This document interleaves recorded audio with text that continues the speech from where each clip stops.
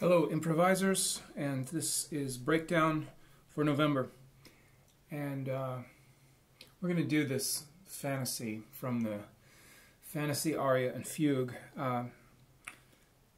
I think it's not that hard to follow and to kind of figure out what was going on and decide which of these elements you might want to take for your own use. It's much less complex than the aria or the fugue. First of all, I took two ideas from other pieces of Bach. There is a fantasy in G major and for organ, and it begins with this figure.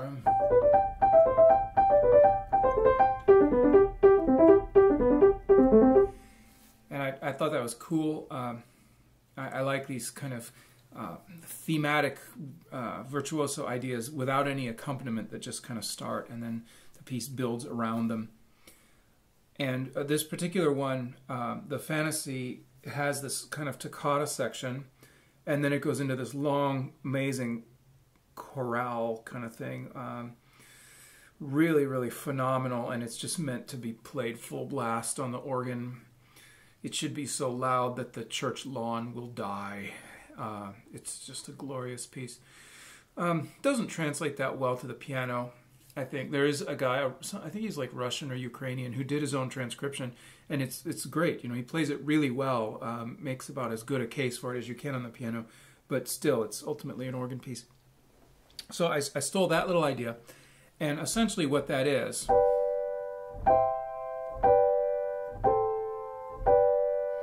you can look at that harmonically a couple of different ways. It's just a G major chord with, you know, some neighboring tones moving in thirds, or you could really look at it as an actual harmonic progression. 1, 4, 1. This could be like a 5 or a 7 chord that never really resolves. So it doesn't matter how you calculate it. It just sounds good. So I took that and I moved it to minor. And I thought that sounded really good in minor and set up the piece well. So the first thing I did, I played that.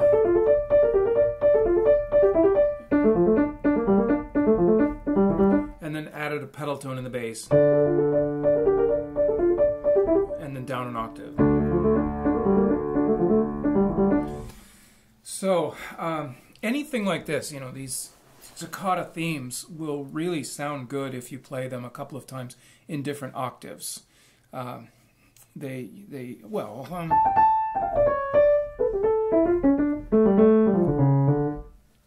a good example right there.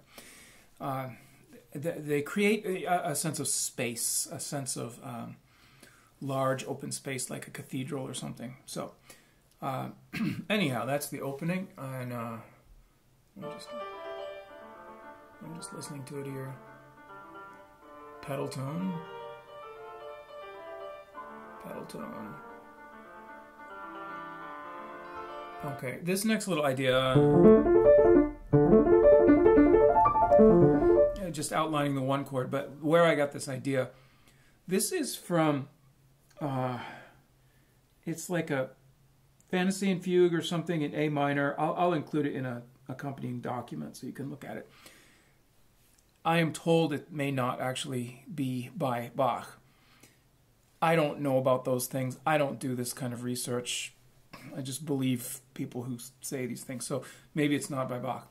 But anyway, what he does, he's got this long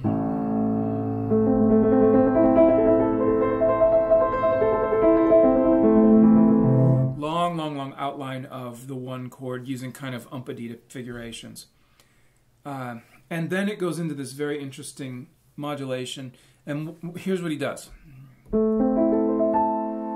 He uses the one chord. Now if we keep the top note, and then we move the entire chord up a step, we have the dominant of E minor.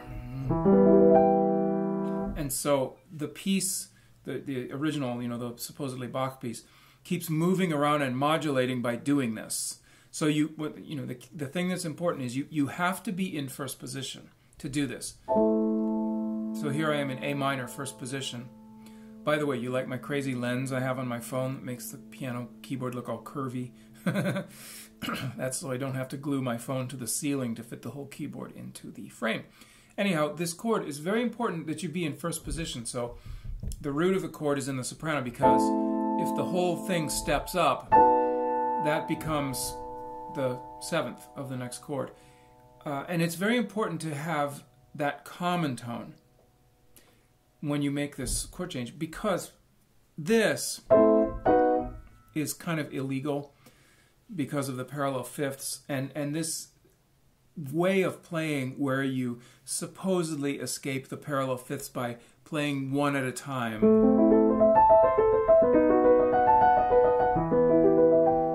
You know, is that really parallel fifths? It's in a gray area. I certainly would not play, or even, but if I were arpeggiating it and spacing it out, that's where, you know, they would really kind of start to forgive some parallels when they do that, even though we might look at it as saying, well, all you're doing is just stretching the chord out, you're not changing the voice leading. Yeah, but they would get away with it. And it actually sounds pretty good. I haven't gotten any angry emails about this particular video containing parallel fifths, so apparently I got away with it. So that's good, right? So first thing I did after is play the one chord a couple of times. Incidentally, you know, whenever you have these patterns, arpeggios or really anything, you must think through it and accommodate it to the meter. So we're in 6/8, so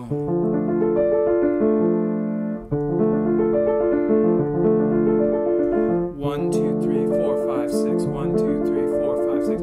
So 3 notes in this hand, 4 notes in this hand. I can go up and down and be ready for the bass note on the next downbeat. 1, 2, 3, 4, 5, 6. 1, 2, 3, 4, 5, 6. So that takes up a complete measure, 7 notes up and down. 3 in this hand, 4 in this hand. So, you know, once you know that about 6/8 time, now you can play any chord you want, and as long as you organize it so it's 3 and 4, you know you'll be okay.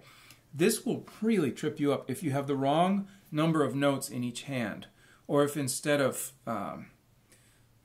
3 and 4, you know, I suddenly do 2 and 5. How would that work?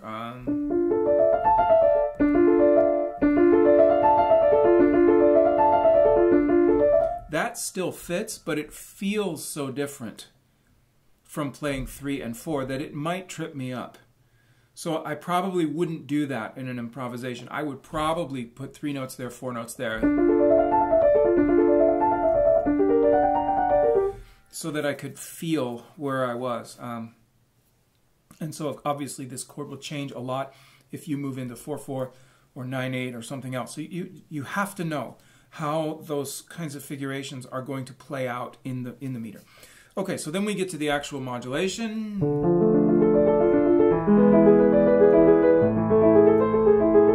Okay, so there it is, just first position. So that allows me to go to the secondary dominant here and modulate to A minor. One more small detail that is very important here. Well, that's now the 7th of the dominant chord of E7. And that needs to resolve down. So my A minor chord will need to be in second position. I'll have to have that C right there. So I could either go like this.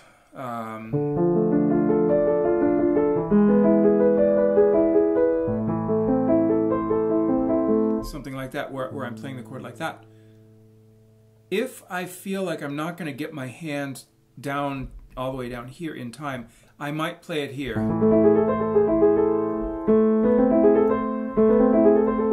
With an acciaccatura, you know, a little neighboring tone. You can always put a neighboring tone there as a leading tone, or you can do a passing tone.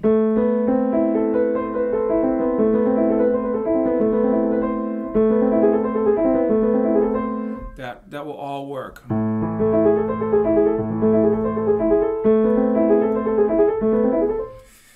perfectly fine. So let's go on.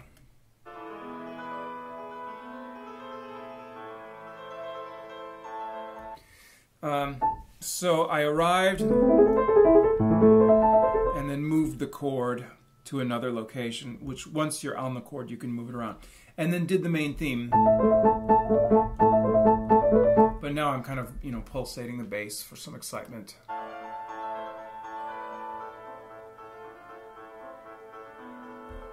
And played it.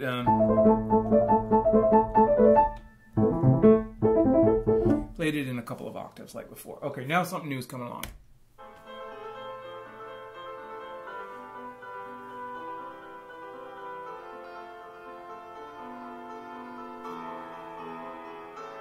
Okay, so this is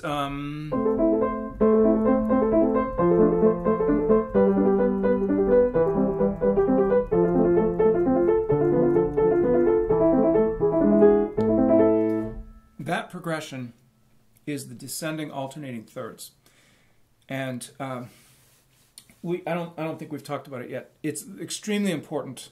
You can't have music without this progression.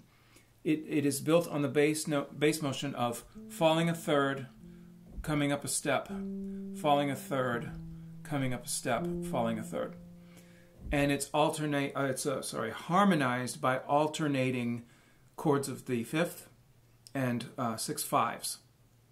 So from here to here, that's your 6 5. Here's your chord of the fifth. Here's the 6 5. All right. Now, when I was young, I would have looked at this and said, that is A minor. That is D minor 7. That is G. That is C major 7. That is F. It's B half diminished. E, A minor. That is a circle of fifths progression. But what's interesting is that the 18th century masters did not consider it to be a circle of fifths progression at all, because they were not looking at what are the chords, like what's D minor and what's G and what's F. They're looking at how the bass moves.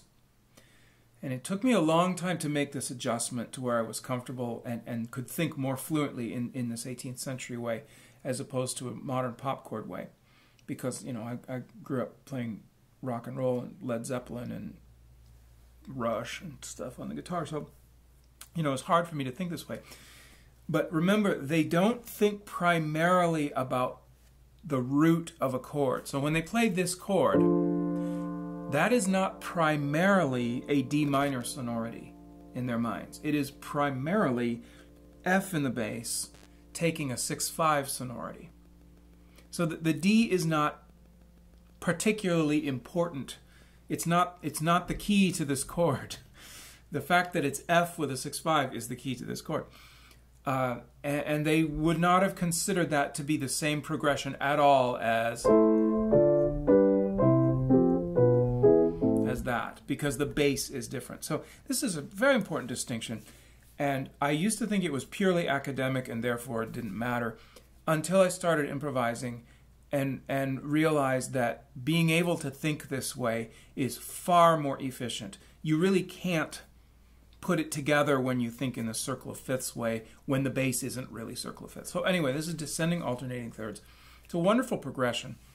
And I had to modify it for 6/8 times, so I just kept this opening rhythmic idea. Remember?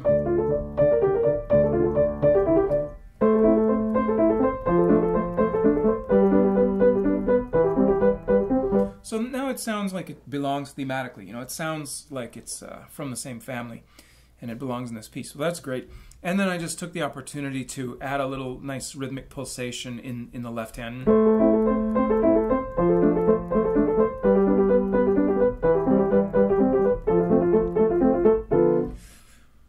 That's very effective. I really like that. And it just goes around to the dominant, and it's done, and I think it just plays the opening again. Sure.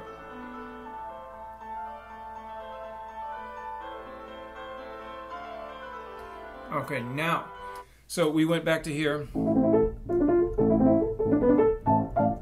did that a couple of times. Now we're actually doing a real C5.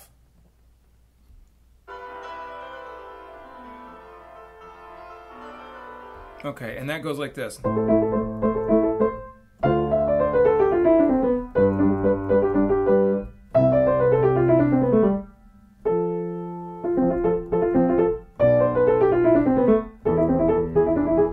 Okay, so what's going on here is the bass is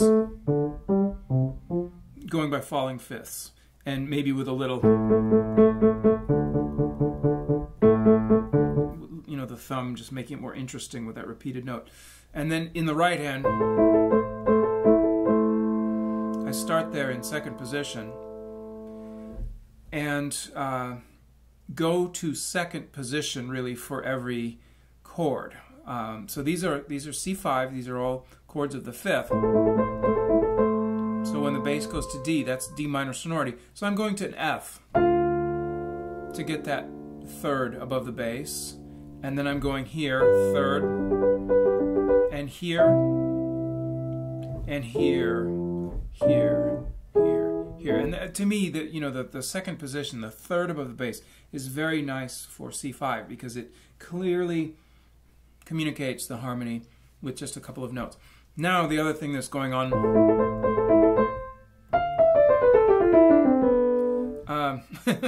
I did this scale, and I don't know if I really was honest about it, about where it ended, because the actual number of notes doesn't fit very well. Or did I turn around? Maybe I turned around and came back up.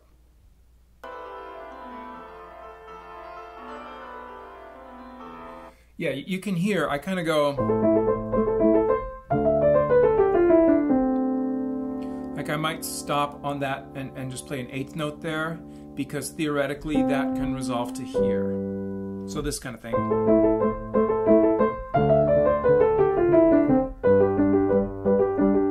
And that goes.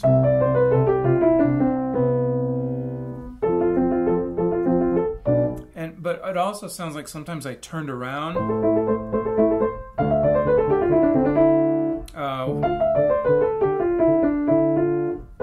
Maybe like that.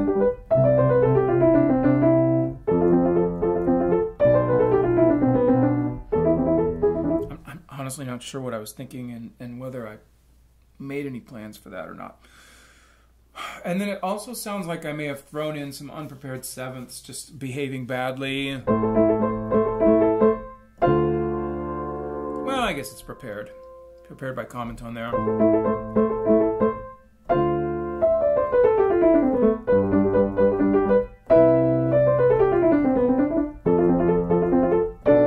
I just like that sound, so I think I hit those sevenths a couple of times. Anyway, circle of fifths in A minor.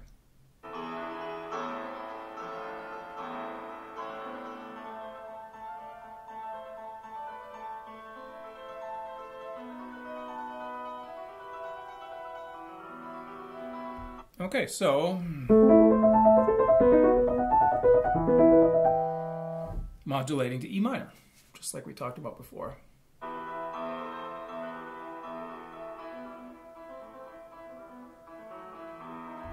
All right, and then this is more of just a sonority thing, where it's cool, you know, to contrast. I'm not going to play super loud because it will distort on this microphone, but I might do one of these thematic things really forte, and then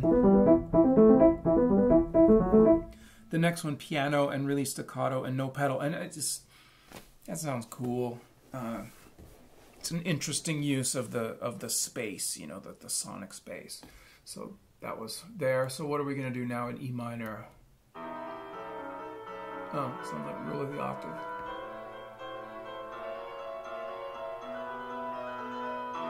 Yeah, okay, that was just.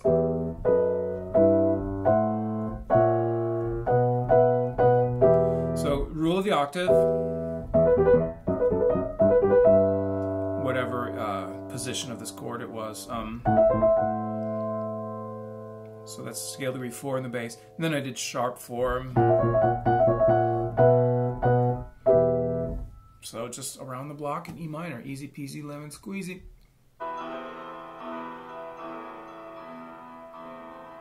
What's next? Oh, ha ha ha ha. Glory, hallelujah. All right. I was really excited about the Durante, so I thought I would put in a huge honking Durante in here. So the way I did it, first of all, I kept the same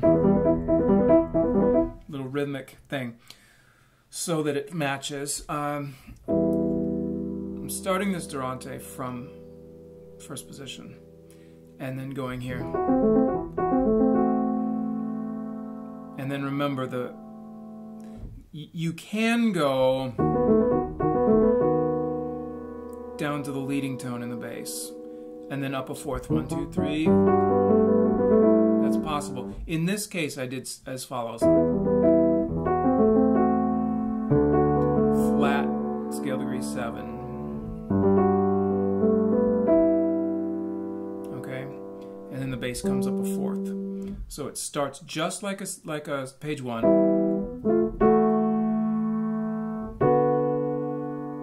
There it's different because I flatted the 7th, and then always the bass comes up a fourth. And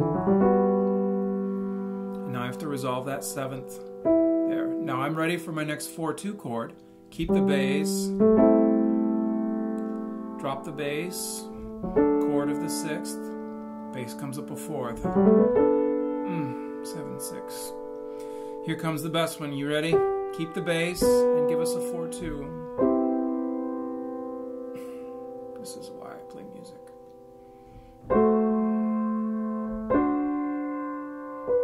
So all together. Maybe I did each one twice.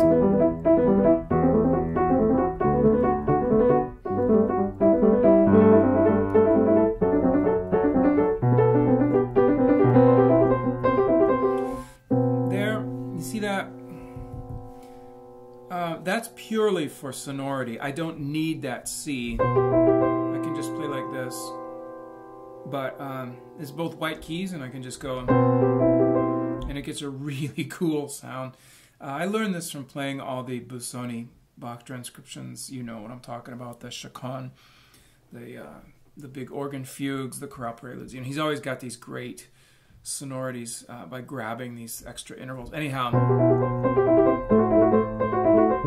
And then somewhere here I stopped the Durante and I just went into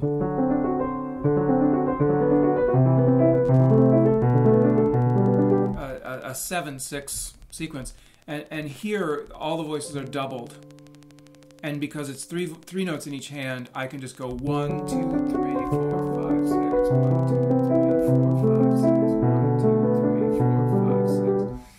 So how far do we go?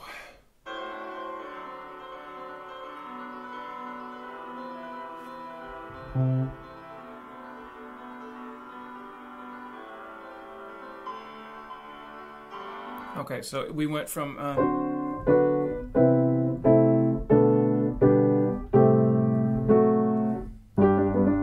and ended in G major, relative of E minor where we started a minute ago.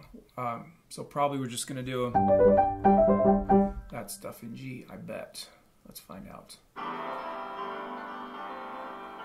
Yeah, only one small thing there.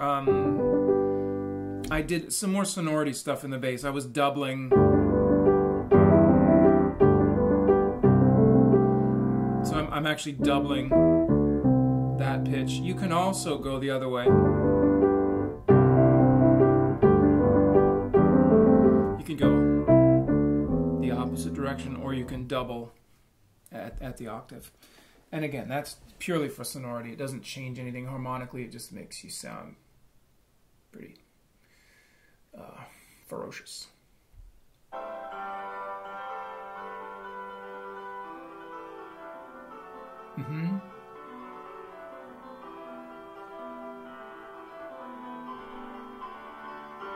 Okay, that was another descending alternating thirds, but it was different. Hang on, I'll be right back. My wife's home. Okay, sorry. Anyhow, yeah, the descending alternating thirds.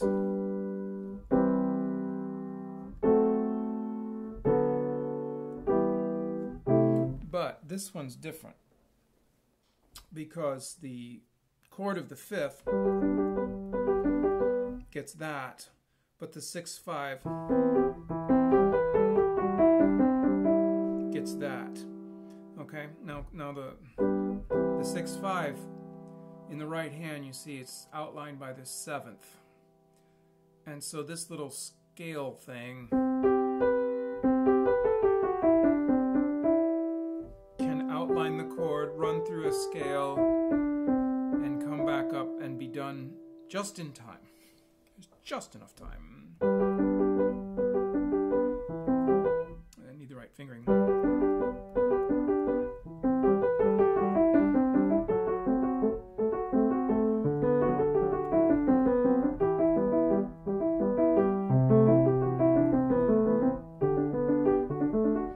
Okay.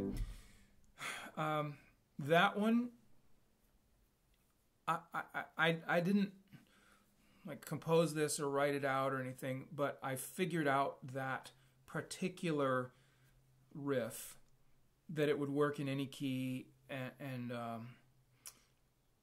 any, you know, major, minor, whatever you want to do, that it will work over a descending alternating thirds. And I didn't really practice it necessarily in every key. You do have to adjust, you know, depending on the black and white keys with your fingering a little bit. But it felt comfortable enough just once I kind of figured out how it worked that I knew I would be able to deploy it, you know, whenever I wanted, in whatever key I was in, without practicing it or worrying too much. So that's what that one is. So I think we're about to have a cadence in G here. Same stuff. So there we go. And we're back to D minor.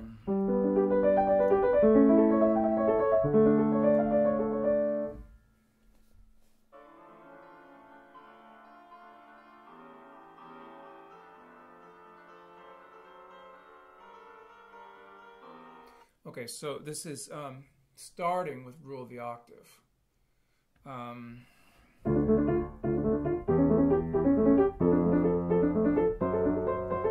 So 1, 2, 3, but then sharp.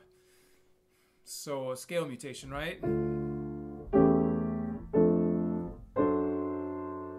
That is likely taking us toward G minor. Let's find out what happens.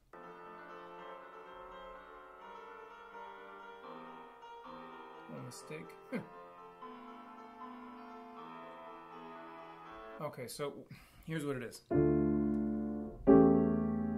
Rule of the octave, scale mutation, G minor, descending alternating thirds. What did that do? Sorry. I gotta go back and hear it.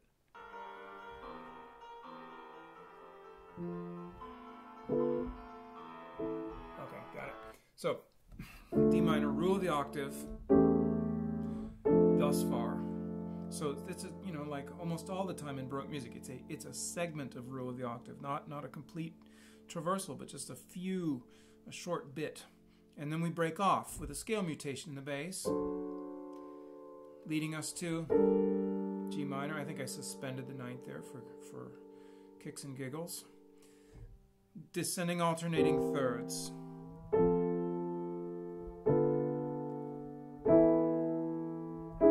Scale mutation and cadence returning us to A minor. That's what it is. Oh no, A major. Okay, so anyway, D minor.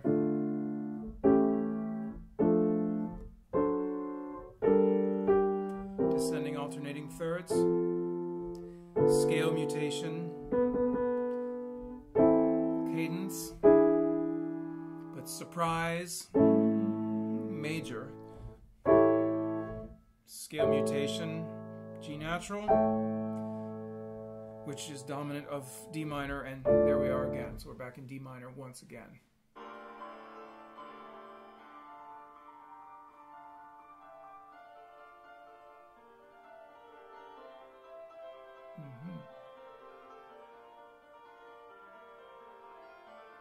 And there is the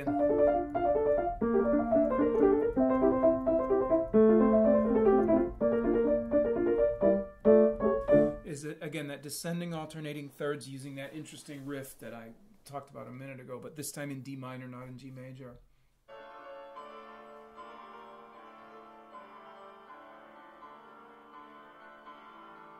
Oh. The evil cadence. This is again kind of stolen from organ literature, where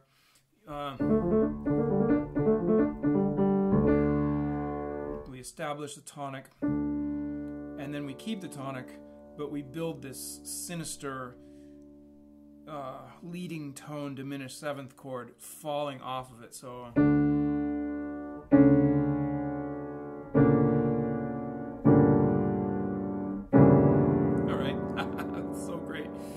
it's just a D and a C sharp diminished. All right, but it sounds so good.